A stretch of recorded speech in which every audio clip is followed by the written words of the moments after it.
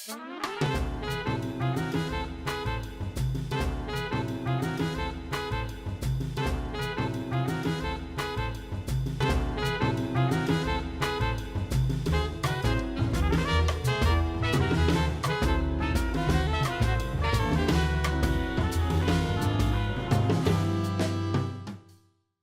家好，市府感恩欢庆，托台北客家人民嘉年华是台北市最有客家特色的活动。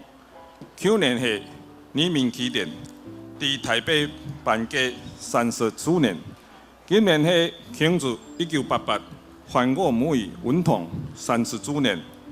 我老大家强合诚心，祈福感恩欢庆。我是新主任新报嘅人民节，由10运台中设计轮车，台北市嘅人民嘉年华也是由客家社团强合办，由宗教、文化、现有社会互动，请重要嘅是。按你学的两班展现台北文化嘅特别了强。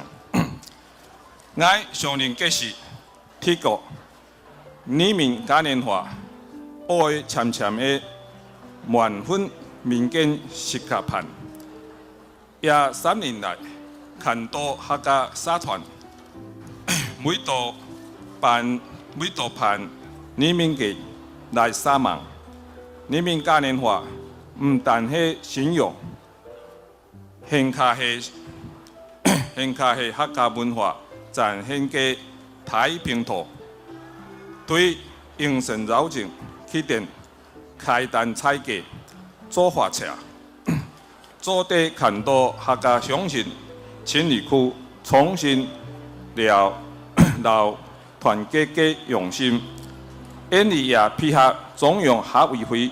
强化推动台北市客家化整体发展计划，係由我主持，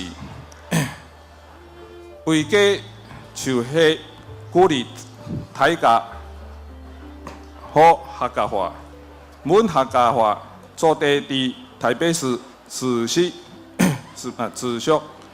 宣傳。今年人民嘉年華，為鼓勵大家。